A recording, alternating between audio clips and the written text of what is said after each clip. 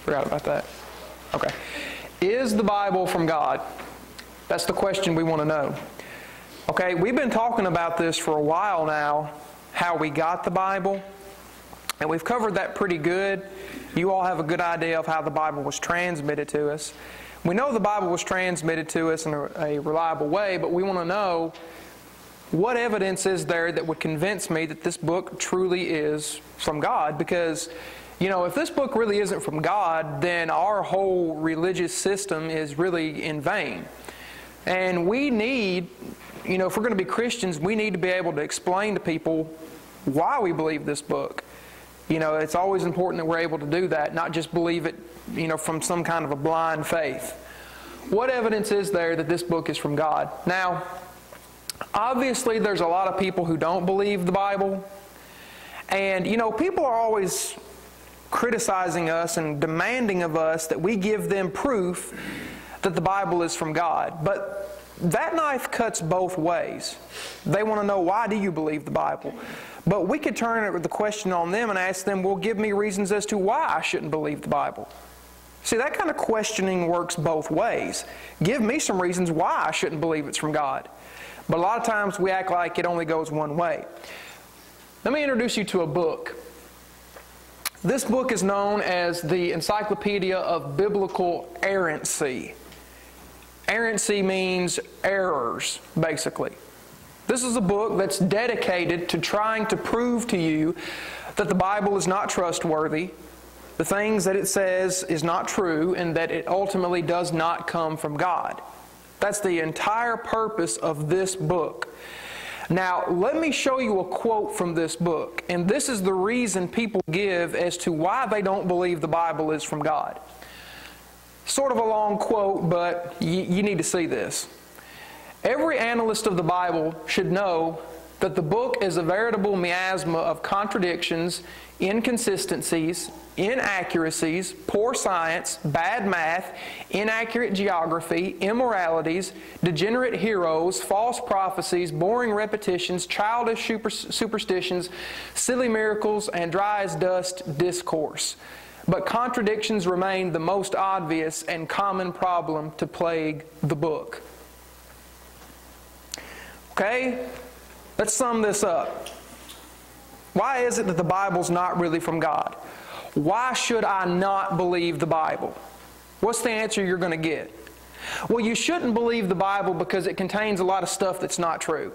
It's got inaccurate history, inaccurate geography. It's got false prophecies, prophecies that didn't come true. It talks about a lot of things that just aren't accurate. That's the overall theme that's being described here. We don't believe the Bible because the stuff contained in the Bible is just not accurate. Okay? We can understand that claim. We can understand that argument. And the biggest thing that he seems to be harping on is that it's got a lot of contradictions in it. A lot of contradictions in it. There's so many inconsistencies in what the Bible says or what the Bible teaches. All right? So if we're going to prove to people like this that the Bible is true, then what we have to do is we have to show that the Bible is accurate historically, that it is accurate when it comes to geography, that the prophecies of the Bible are not false, they did come true. We have to show people like this that there are no contradictions in the Bible. We have to go through all of these things because these are the reasons they say they don't believe in it. These things are inaccurate. So our job is to show that these things are accurate.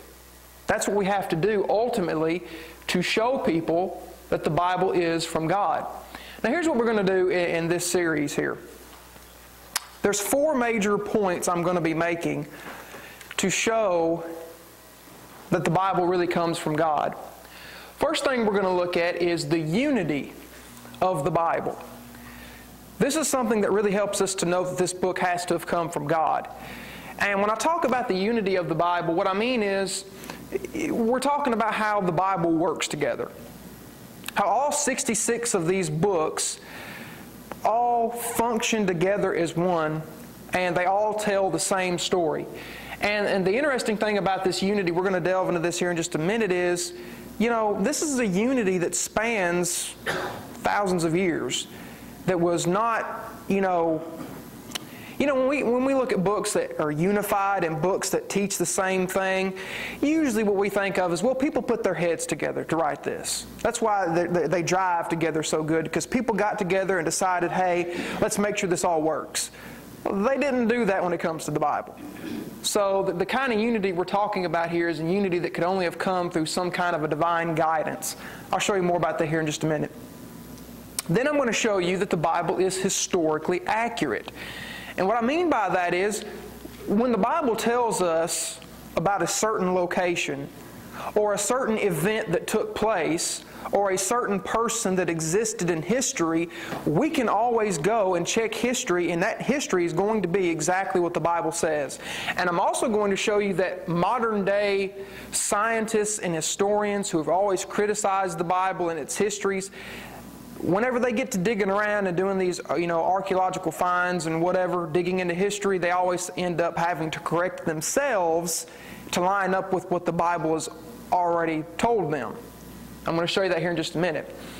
And then we're going to look at scientific foreknowledge, how the Bible is true scientifically.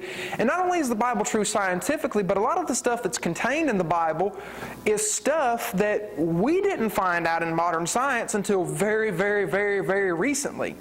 But these people knew about these scientific discoveries way before we ever did, and the reason they knew about it is because God told them. We're going to look at that a little later on. And then finally, number 4, and this is the big one right here. This, to me, was the final nail in the coffin. Prophetic accuracy. I'm going to show you that there were prophecies made hundreds of years in the past, and we can look and see that those prophecies came true. Now, these are the 4 major points I'm going to be looking at as we go through and look at evidence that the Bible is from God. Now, we're not going to look at all 4 points of this tonight, because to be honest with you, we could make a whole series on just one of these points. So for the sake of time and the sake of making it simple, I'm just going to be looking at the first 2 points tonight. We're going to be talking about the unity of the Bible, and we're going to be talking about its historic accuracy. That's the 2 major points we're going to be looking at. I hope you can see the screen now that it's all crumpled up, but that's the 2 main things we're going to be looking at tonight. Okay, let's start with the first one. The unity of the Bible. Okay, like I mentioned to you earlier, if we were to see a book, and this book was written by multiple authors, and we see that everything they wrote works together, they don't contradict each other, everything they say fits together perfectly, well, we usually understand, okay, the reason everything works together is because these guys put their heads together.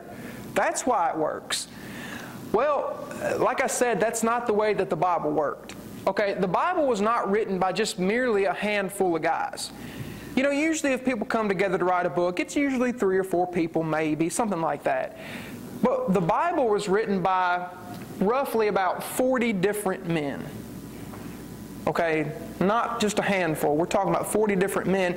And the interesting thing about it is these 40 different men did not live in the same neighborhood, and they didn't even live in the same generation. These people wrote over a 1,500-year time period, 1,500-year time period. These people were spaced throughout. These were not people who all lived together at the same time and in the same neighborhood who got together and said, let's write a book, and let's make sure everything it says works together or else nobody will believe it. That's not what happened here. And these people didn't even live in the same geographical location. They lived hundreds of miles apart from each other. Even though they lived all these years apart, separated by all this distance and all this time, all the things that they wrote harmonize, and all the things that they wrote come together to tell one story. And that's sort of the amazing unity of it. And this unity helps us to see that there must have been some kind of a divine guidance. How else are you going to get something that works together that good when you got all these different things separating these writers? Now let's look at a couple of the things that, separated these Bible writers from one another. First thing you got to recognize is that when it comes to the writers of the Bible, Y'all, there were so many different types of people that wrote the Bible, it's crazy. There are people from all different walks of life who had a part in writing the Bible. People from all different kinds of backgrounds. For an example, Joshua, who wrote the book of Joshua, he was a military leader. But then again, on the other hand, guys like Matthew were tax collector. And then you have guys like Nehemiah, who was a cupbearer for a king. And then David was a king himself. And then guys like Peter were just simple fishermen. So God used people from all across the board. He used people from all different walks of life to write the Bible. So when you talk about the Bible being written, you're not talking about it being written by the same kind of person. You're talking about it being written from people from all different kinds of backgrounds and people who went through all different kinds of experiences in their life. Some of these Bible writers, like King David, wrote from the heights of joy. But other Bible writers, like Jeremiah, wrote from the depths of despair. Some of these people were poets. Like 2 Samuel 23:1 says that King David was the sweet psalmist of Israel. But then on the other extreme, some of these Bible writers were just simply historians. They weren't writing poetry, they were just simply recording history. Like in the book of Acts, Luke is the guy who wrote the book of Acts, and the whole purpose of the book of Acts is it's just simply an historical narrative.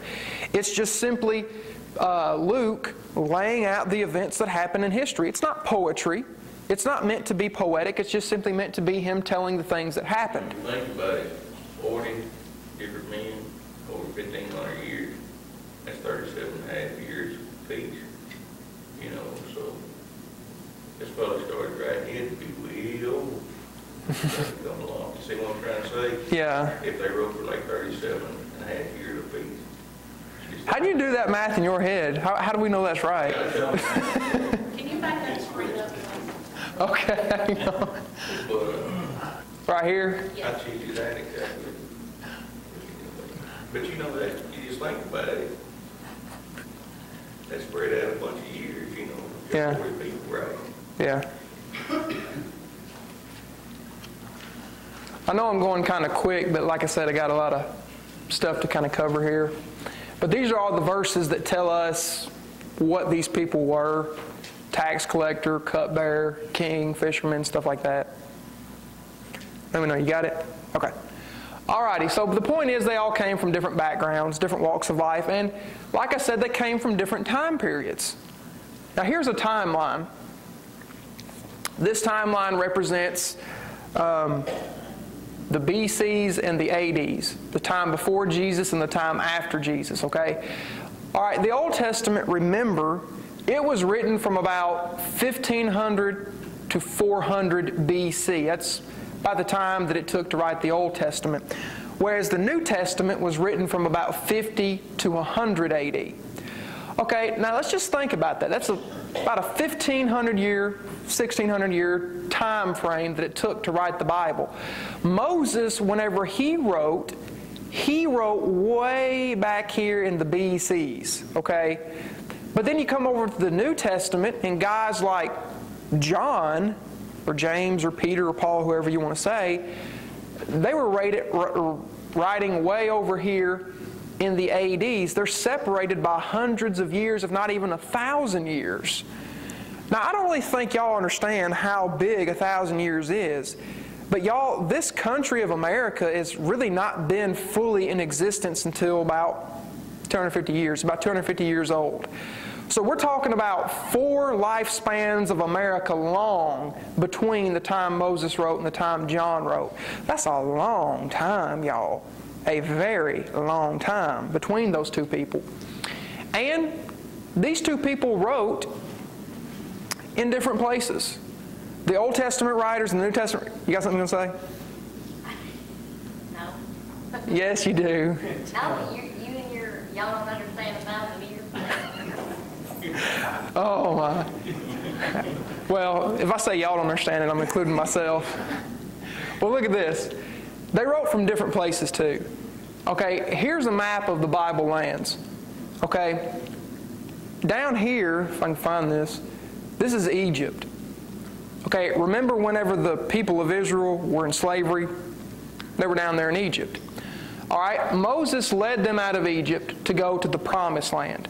Okay, the Promised Land is this area right up here. Okay, so Moses led them out of Egypt on into the Promised Land right up here. Now you remember before they got to the Promised Land, they had to wander in the wilderness for 40 years. Well, this is the wilderness that they wandered in. Right here, this little triangle, little piece of land right here, that's the wilderness that they wandered in for 40 years. And that's where Moses did his writing. Whenever Moses went to write the first 5 books of the Bible, that's roughly the area that he was writing in. But you come over to the New Testament. The New Testament was primarily written up in this area right up around here, up kind of in the Asia Minor area. And specifically when you talk about like Paul, okay, Paul was the guy who wrote the majority of the New Testament. Well, most of his letters were written when he was in prison. Now, Paul was in prison where? Rome. Well, y'all, Rome is way up over here at this top corner. I mean, think about how far that is. How far it is from Rome all the way down here to that wilderness that the people of Israel were wandering in. That is huge. That is a great distance separating them. So, my point is, you have 40 different guys, didn't know each other, most of them, separated for, hundreds of years, separated by hundreds of miles, and yet the things they wrote all work together and make sense. All the things that they wrote have unity. Even if they wrote in the wilderness, they wrote from prison, or even like King David, they wrote from a palace. Writing from all different kinds of backgrounds, from all different places in life and throughout all different times in history. And yet they show unity. Now here's what I want to do. I was thinking about this. I thought, okay, I can claim to y'all that there's unity in the Bible. But that's just me saying that there's unity. And it doesn't really matter what I say. What I really need to do is I need to try to demonstrate to you that there's real unity between all of these books. Okay? And when I was sitting there thinking, I thought, how can I demonstrate that? What's a real quick way of doing this? Well, I kind of realized there's not a quick way to do this. If you really want to get accurate and really want to show somebody there's real unity here, there is no quick way to do it. I know we want a quick way, but there's really not. But I took it upon myself to try to find a quick way. And here's what I decided to do. Okay? See what y'all think about this. What would you say is the core theme of the Bible? What's the core theme of the Bible? Anybody in that corner back there? Y'all doing a lot of laughing back there, so y'all really want to talk. I'm going to call on y'all. What do y'all think? What'd you say? Jesus is the core theme of the Bible. Old and New Testament, that is the entire center of the Bible. That's what it's about from beginning to end. Because when you look in the Old Testament, the Bible's talking about the fact the Messiah is going to come. But the New Testament is talking about the fact that the Messiah has come. In Deuteronomy 18:15, Moses told the Israelites that there was going to come a prophet after him who was going to be greater than him, who was going to take his place, and that all the people of God were supposed to listen to. Well, of course, that's a prophecy about the Messiah. That's a prophecy about Jesus. And then in Acts 7:37, the apostles there in the New Testament say that Jesus was that prophet. He was the prophet that Moses was talking about. So we see the common theme throughout all of these books, throughout all of the Bible, is Jesus. So here's what we need to do. We need to see, okay, can the Bible agree on its common theme? Is there agreement on this common theme? That's really the main place we need to start. We can look at, does the Bible agree when it talks about this or that, or a little nitpicking things, but we need to really get to the core of it. What's the heart of it? Does it agree on what it says about Jesus? Does what Isaiah said about Jesus match what Paul said about Jesus? Does what Moses said about Jesus match what James said about Jesus? That's what we really need to look at. Is there harmony there? Okay? Well, when you look at it, there is. What we see Isaiah, for example, saying about Jesus, when we come to the New Testament, we see the New Testament writers like Paul and Peter, James, John, whoever you want to mention, we see them talking about the exact same thing. Let me just give you a quick example here. In Isaiah 9:6, Isaiah said that when the Messiah came, He was going to be God. Isaiah 9:6 said the Messiah was going to be mighty God. Okay? You come over to the New Testament, Colossians 2:9. What did Paul say? Well, Colossians 2:9, Paul said that when Jesus was here on earth, He was God in the flesh. He had all the fullness of the Godhood within His body. So, what Paul said lines up with what Isaiah said, and the same thing with Peter. In Isaiah 53, Isaiah said that the Messiah was going to be a sacrifice for sin. He was going to suffer, bleed, and die. Well, in 1 Peter 3:18, Peter says the same thing. Jesus came, He suffered and died for sins. There's perfect unity there. And then the same thing goes with Moses. What Moses said about Jesus lines up with what men like John said about Jesus. For an example, in Genesis 3:15, Moses made the prophecy there, or recorded the prophecy there, I should say, that when the Messiah came, He was going to crush the head of the serpent. Or in other words, He was going to defeat the devil. Come over to the New Testament, 1 John 3, verse 8, the Bible says that Jesus came and He destroyed the works of the devil. Harmony between what Moses wrote way back 1,000 years ago with what John wrote there in 1 John 3:8. Now, of course, there's people who claim that, okay, maybe there is some unity in the Bible. I'm sure the Bible agrees with itself in some places, but it doesn't agree with itself in every place. There's a lot of people who would say there's contradictions in the Bible. And because there's contradictions in the Bible, we can't trust it. It may have some unity to it, okay, we'll grant you that, but it don't have perfect unity. And so they try to show us some supposed contradictions. Well, there's a lot of them I'd like to show you and go through. Don't have time for that tonight, but what I want to do very quickly is I want to give you a very quick example of one of the more popular supposed contradictions that is in the Bible that has to do with Jesus. Now, I'm actually planning to do an entire lesson on supposed Bible contradictions, but I just want to give you one example really quickly just to sort of whet your appetite. Let's take a little bit of time, and I want somebody to read Mark 16, verse 1. Mark 16, verse number 1. And when the Sabbath was passed, Mary Magdalene and Mary, the mother of James, and Salome brought sweet spices that they might come and anoint Him. Okay?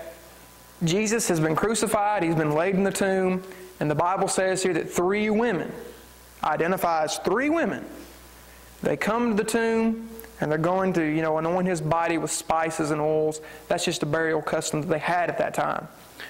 All right, that's what Mark tells us. 3 women that came. Okay, let's hold our place there in Mark 16, and let's go to John 20 for a minute. John 20, verse number 1. This is John's account of that same situation, that same story. But look what he says about it.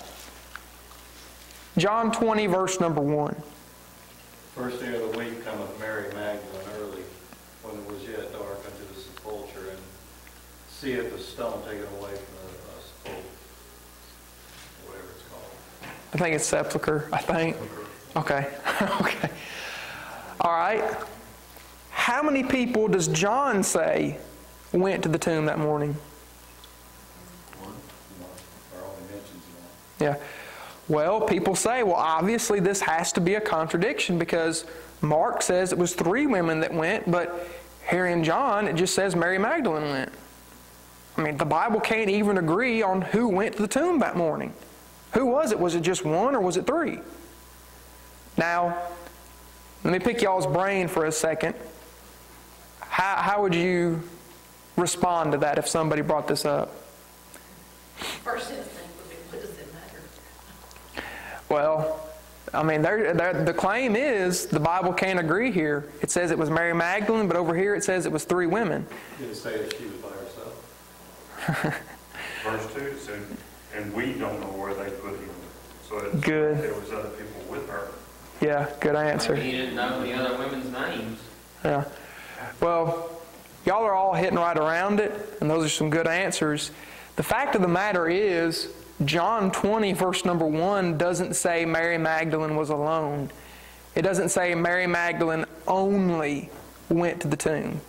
He just mentions Mary. Now, just because he mentions Mary Magdalene does not mean there was not anybody else. And like what Sandy pointed out, there's a plurality there in the next verse that kind of indicates there probably was. Look at it this way. You know, let's just say that Father's Day rolls around and you call me up that afternoon and talking to me on the phone, and I'm talking to you about me and my dad. I told you, yeah, my dad came over and me and him ate lunch together, and he had a good time or whatever. We talk a little bit, we hang up. You call back that evening, and this time Heather picks up the phone.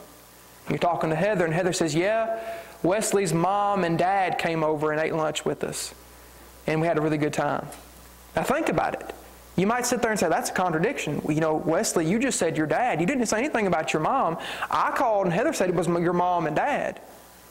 Well, just because I didn't mention my mom doesn't mean I'm contradicting Heather. Just because I didn't mention her doesn't mean she wasn't there. Heather's giving you extra information. And this extra information she's giving you does not contradict what I said.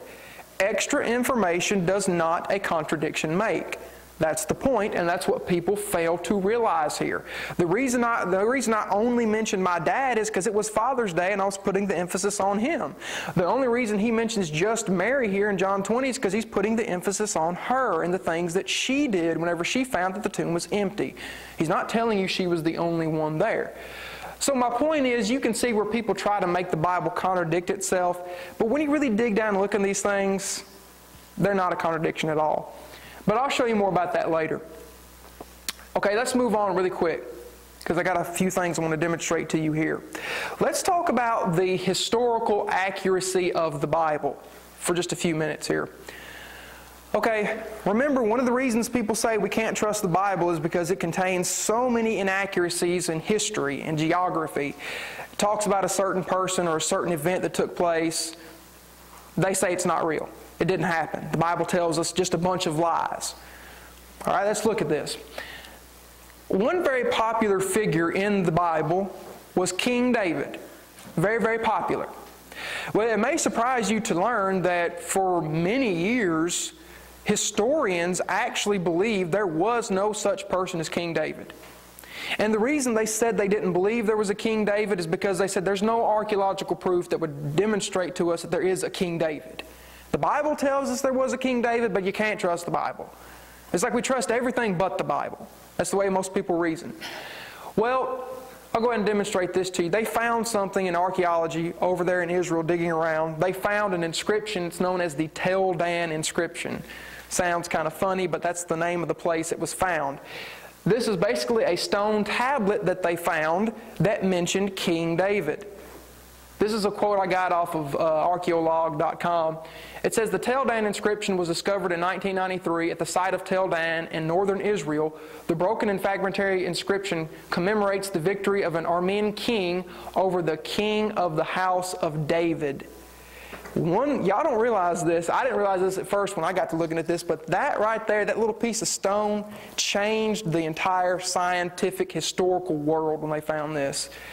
The majority of all these scientists and all these historians before this was found said there is no such thing as King David. They found this, and now the vast majority of them admit there was a King David. And there's other things they found as well that lead them to understand that, okay, King David is real. But this is the thing that really kicked it off. Here's another figure of the Bible, Pilate. Pilate was the guy they brought Jesus to when they wanted to have him crucified. Well, again, historians said there was no such person as Pilate. He never existed, blah, blah, blah. Well, they found several stone inscriptions with his name, and they ended up finding many coins in the ancient Roman world that made mention of Pilate. So now again, they've changed their view and said, okay, we were wrong. Pilate existed. Now, when I started looking at this, it kind of made me see something here. I thought, y'all are constantly changing your position. There is no King David. We start digging around, we find evidence there was a King David. Now you believe there's a King David. But the Bible has never changed its position. And if you had just believed what the Bible said to begin with, that would have solved all that rigmarole you went through. They keep changing their position, and whenever they change their position, they become more in line with what the Bible says. That's sort of something to think about. Let me introduce you to this man right here, to show you the power that actually looking into history can have to prove that the Bible is really from God. This guy's name is William Ramsey.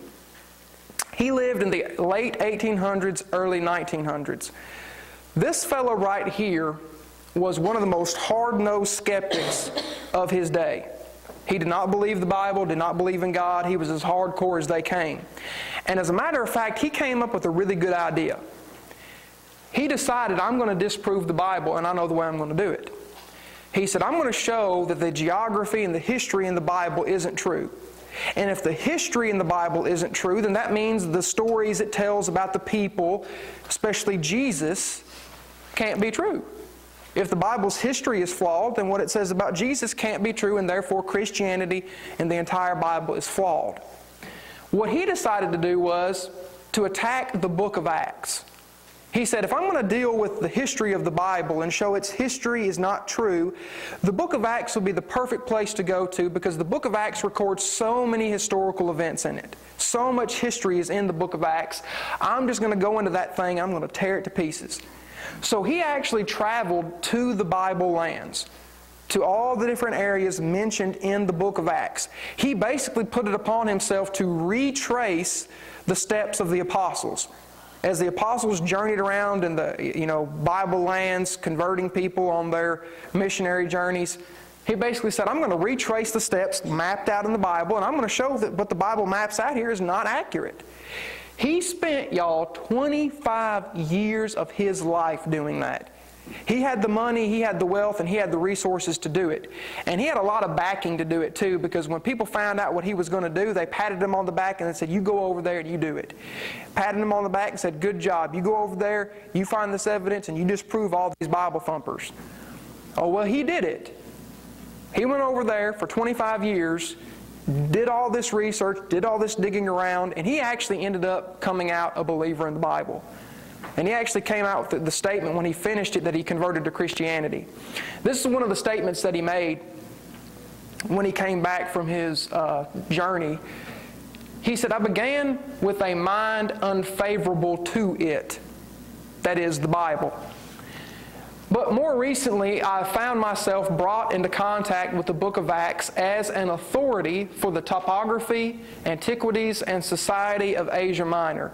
It was gradually borne upon me that in various details the narrative showed marvelous truth.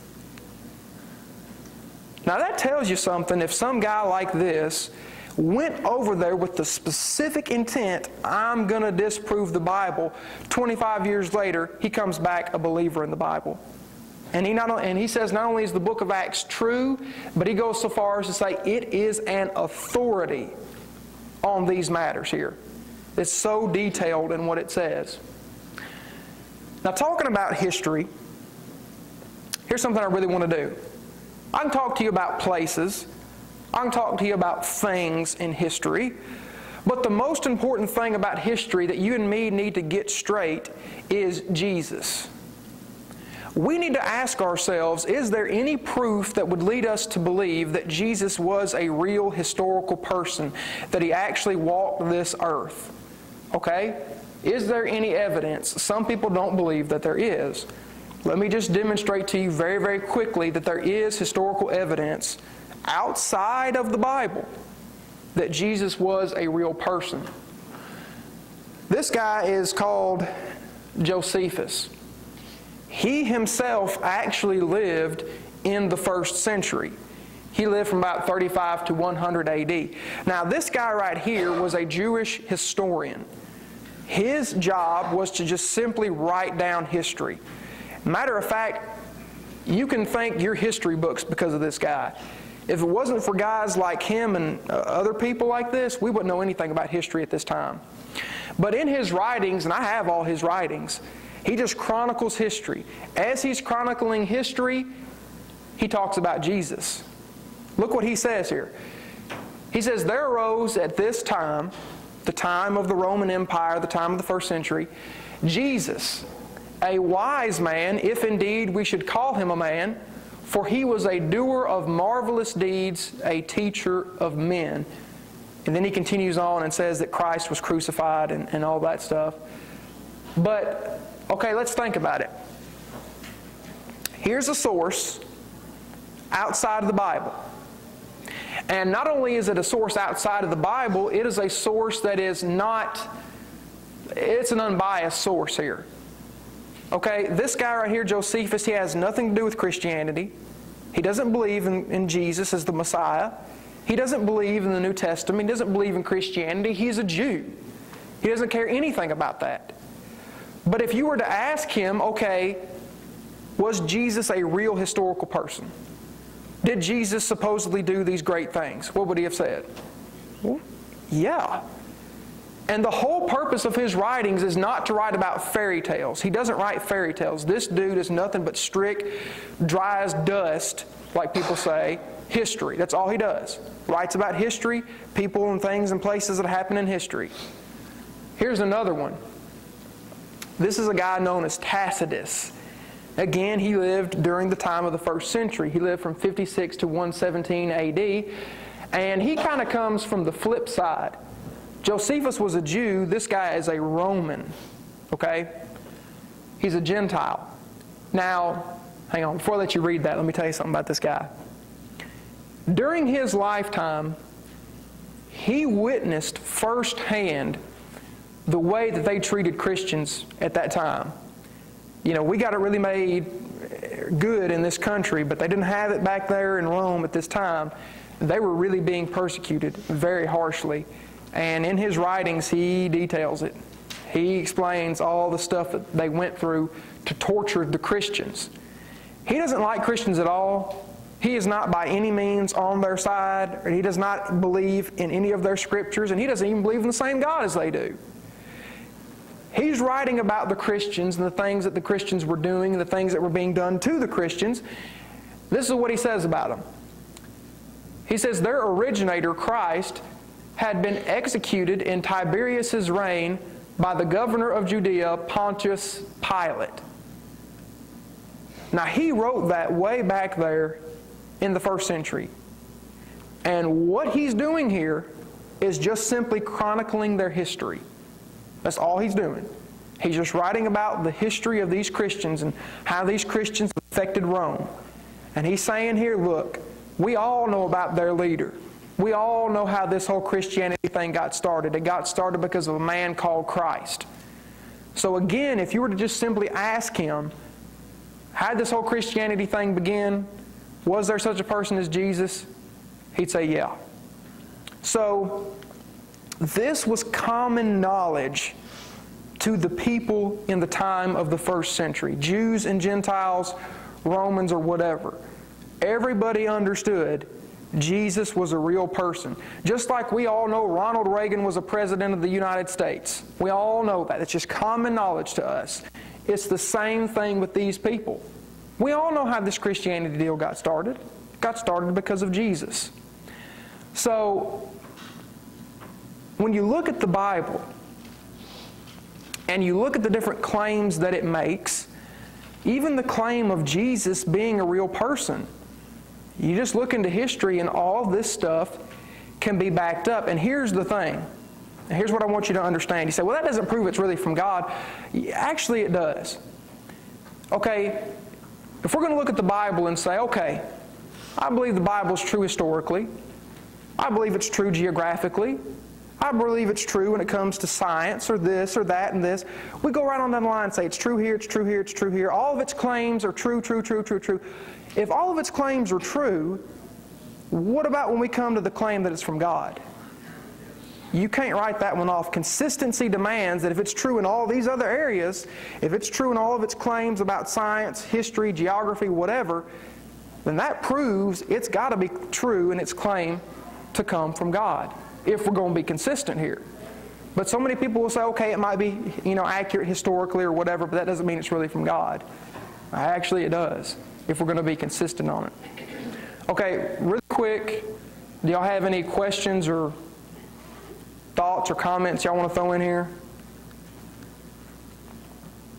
Everybody got this? All right, appreciate everybody being here.